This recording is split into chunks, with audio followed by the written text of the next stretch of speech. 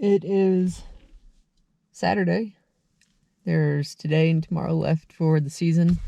My trip into the high drainage yesterday was totally unproductive.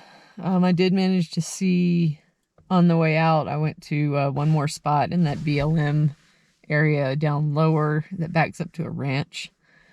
And I did see where the elk had left a few days ago, probably just because there's so many hunters around. So that area was a late in the week bust. It would have been good if I'd been there like opening day and the day after, but whatever.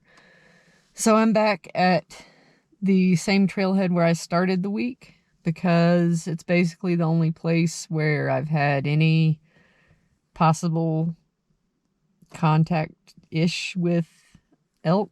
So back here, I'm going to hunt the same aspen forest, or at least today. It's kind of late in the morning. It's about 9:30. I'm going to go up there. They should be bedded down by the time I get up there. So I can go into the place where they're like kind of around in the morning and possibly the evening and check it out and see if they've been back without scaring anything or stirring them up or whatever. There are 3 other vehicles at this trailhead right now, which kind of sucks. I don't even have a flat place to park to camp. I'm going to have to kind of arrange camp when I get back from hunting this evening, which sucks because really when you get back from hunting, you just want to eat and go to bed. But that is not possible right now because there are other people parked out here. So that's where I am right now.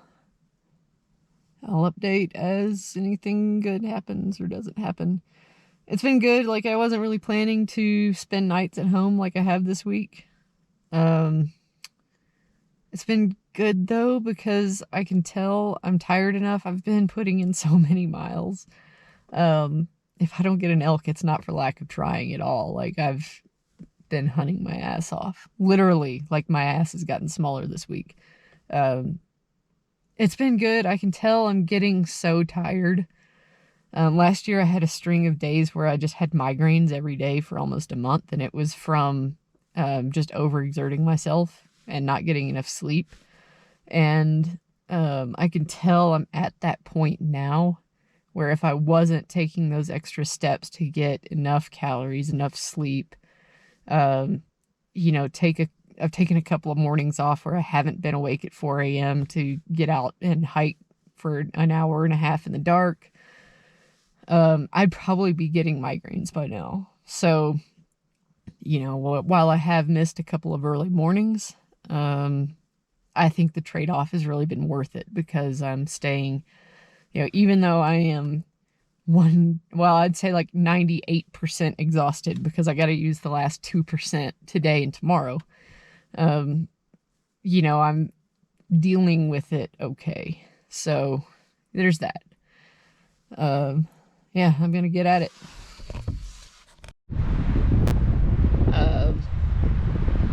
There are, again, so many hunters out here, just following footprints up the trail. Everywhere I wanted to hunt, people are there somewhere. Like, I didn't go into the woods to find them. So basically I've found a place where I can watch a drainage that is sort of an escape route from one of the escape routes from all of those areas. It's unfortunately not one that goes into private land, which is what I would expect, but yeah, it's just so up that ridge line is, on the other side of that ridge line is a huge aspen forest. That's where I think I heard bulls fighting Sunday. And this drainage is basically, you can see the rainbow trail over there. But this drainage, I'm assuming, has water in it just based on how the aspens are growing. There's some kind of moisture. So I've got every piece of clothing on that I brought with me because even though the sun's out and it's supposed to be 70 down low today, the wind is blowing 20 to 30 miles an hour where I'm sitting right now in gusts. So I'm just going to sit here as long as I can and watch for animals trying to get away from other hunters. All right, this is I guess you could say my last walk in. Yesterday, that awesome glassing area, it was awesome. I sat there for about 2 hours with the intention of just staying there until I just couldn't anymore. It was extraordinarily windy. You could probably hear in the video. And I got seasick from looking through my binoculars in the wind. So I had to leave because I couldn't look through my binoculars anymore without feeling like I wanted to puke. So lesson learned there. Don't do that. Take more breaks, right? So I went home and I kind of was like, I'm done, like I'm gonna quit. But there's this trail kind of near my house that's just locally known. It's not on all the maps. And there's a good drainage out of it where I've seen elk sign in the past. So I decided to check that out really early this morning. Did not see any more elk sign, kind of the story of the week. There's been no fresh poop anywhere except for that second day that I was hunting, Sunday. So I am headed back to my car, unload, gonna eat, put some thoughts together for a little wrap up.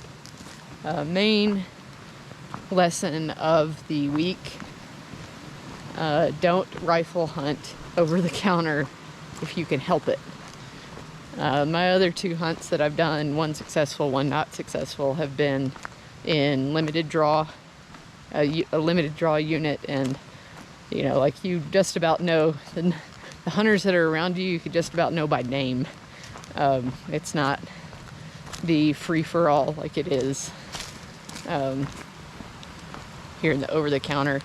If I have to hunt archery over the counter, I think that wouldn't be quite as bad because it's a long season, it's a little more dispersed, and there are just fewer archery hunters in general. So I'm gonna go home and do a little planning, put a few more thoughts together for you know, a little like a wrap-up video, and edit the JRA that Matt and Kenny recorded earlier this week without me. And that's pretty much it. It's been a tough week, for sure.